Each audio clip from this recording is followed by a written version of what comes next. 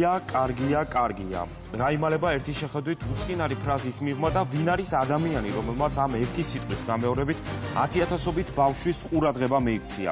ზურაბ კენჭიაშვილს, რომელიც სოციალურ ქსელში ცნობილია როგორც ზურა ბიძია, მშობლების საჩივრების საფუძველზე ახლა პოლიციელების კითხვებზე პასუხის გაცემა უწევს.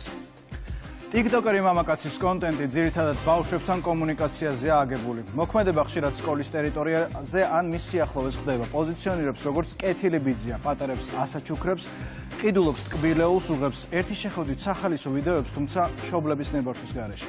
ჩვენ სწორედ მშობლებმა მოგმართეს, რომლებმაც საკუთარი შვილები TikTokeris გვერდზე შემთხვევით აღმოაჩინეს. რეპორტაჟის მომზადებისას შევეცადეთ ჩაგვეწერა ინტერვიუ ზურა კენჭიაშვილთან, თუმცა მან ეს არ ისურვა. მნიშვნელოვანია, რომ TikTokis ამავე გვერდზე საბავშვო კონტენტთან ერთად ეს ზურა ბიძია კუბოებს და ჩასასვენებელ მაცივრებს არეკლამებს. შეხვდებით გინებასაც, წყევლასაც და უმისამართო აგრესიას. გართობა თუ დანაშაული, ვინ არის ზურა კენჭიაშვილი და როგორ მოხდა, რომ მისი აუდიტორია უმეტესად ბავშვები არიან. შეფასებებს ფსიქოლოგები და სპეციალისტები აკეთებენ. იჩაკის ქვემოთ რას მალა ზურა ბიძია? რა უნდა დავმალო პაპაჩემის პაპის ხმლით დავდივარ მოპარდი. ზურა ბიძიას სახელით ზურაბ კენჭიაშვილმა პოპულარობა განსაკუთრებით ბავშვებში ამ შეძახილით მოიპოვა. ის უღებს ვიდეოებს არასრულწლოვანებს და ხშირ შემთხვევაში ინტერნეტში მშობლის თანხმობის გარეშე ავრცელებს. ასევე მშობლისგან მალულად ყიდულობს პატარებს ტკბილეულს. აბა მისაყოლებელიც ავიღოთ. გარკვეული დავალებების შესრულების სანაცვლოდ ჩუქნის სპორტულ ინვენტარსაც. თუ აკენწლა 163-ზე მეტი მიიღებს იპოლიტეს ბურთს. ბავშვებთან კომუნიკაციისთვის მიდის სკოლებში, სადაც ხშირად ექნება პრობლემები ადმინისტრაციასთან. ბავშვებო, ვინ არ მოვედი? არ შეიძლება. ბიჭო, რა შეიძლება გადი იქით, რა გადი იქით. ვიღაცა ვარ, მოვა დირექცია ახლა გაგიგო. ბავშვების ვიდეოების გარდა სოციალურ ქსელში მის პირად გვერდზე დებს ჩასასვენებელი სასახლეების რეკლამებსაც. რამდენიმე დღის წინ გავრცელა კიდევ ერთი ვიდეო, სადაც მაცივარ ჩასასვენებელში არასრულწლოვანი იწვა. რადგან ნეგატიური კომენტარები დაიმსახურა, ვიდეო მალევე წაშალა და მოგვიანებით ის განმარტება გააკეთა. ზურა ბიძია იგივე პლატფორმაზე, სადაც მისი გამომწერების უმრავლესობა არასრულწლოვანია, იწყებლება და იგინება კიდეც. შენა მოგიწყდა შვილის კუბო დაიდგი. ჩემი კუბო შევიდა შენ ოჯახში, ჩემი გარეკლამებული კუბოს თემატიკას იყენებს სკოლების დაცვის თანამშრომლებთან ჩხუბის დროსაც, როდესაც ადმინისტრაცია წინააღმდეგობას უწევს ბავშვების გადაღებისას და საგაკვეთილო პროცესში ხელის შეშლისას. ჩაშიმგრავო, შედი შიგნით რაღაცა რა. შედი ამ იმოგიყვანათ ეს ისო სასიკვდილე ხარ კუბოს ღირსები არის. ბაბუ გადი შენ ახლა ძველი ჩეკისტი ხარ შენ.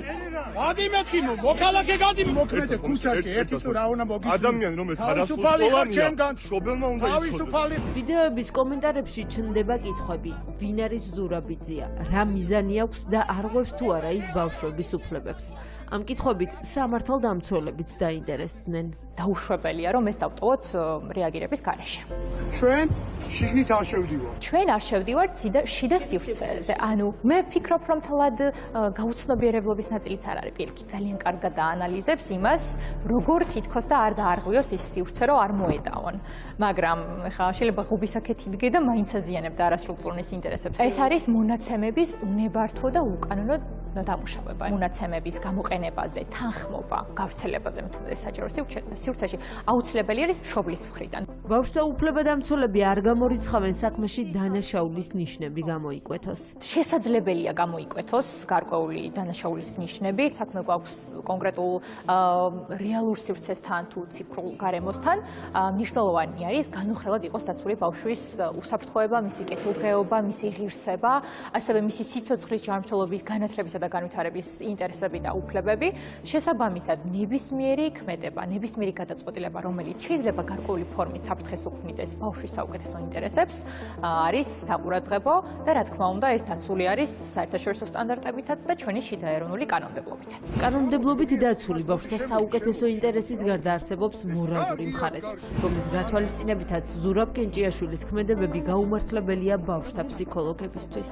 ადამიანმა გააერთიანა რაღაცა ეს რუტინული სლოგანიც, კარგად დახვეწილი პროგრამის შთაბეჭდილებას მიტოვებს, დაგეგმილს, როგორ მოვიპოვო ბავშვების მოზარდების ყურადღება გამომდინარე იქიდან თუ რითი ვატრიგერებ მათ. ეს ნახა შეიძლება 10,000-ობით ადამიანმა და იმის იქით ვინ რა და ვინ ჩაიჭირა როგორც მსხვერპლი კაცმა არ იცის, ვისაც შეეხო კონკრეტული ბავშვი და ეხლა უკვე მისი ადგილმდებარეობაც იცის.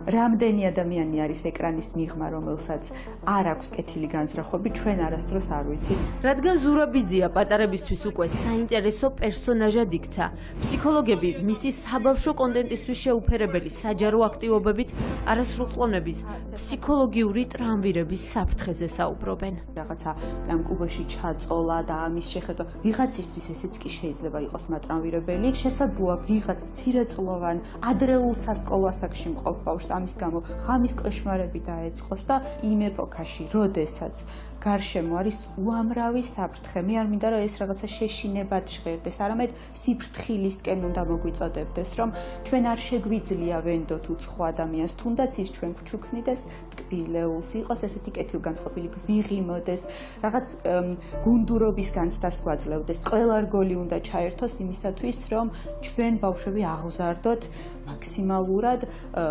ჯანსაღ გარემოში. რა მიზანი ამოძრავებს ზურაბიძიას? თავად მთავარ კითხვაზე კურიერი პიეს პასუხი არ გასცა.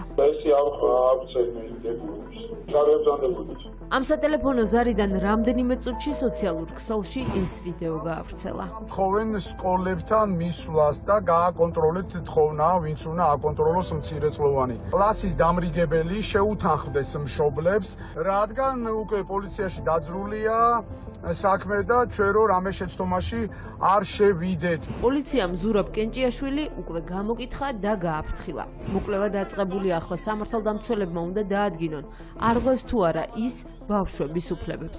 მშობლებმა კი უნდა მოუწოდონ ბავშვებს შეზღუდონ კომუნიკაცია უცნობებთან. Судья.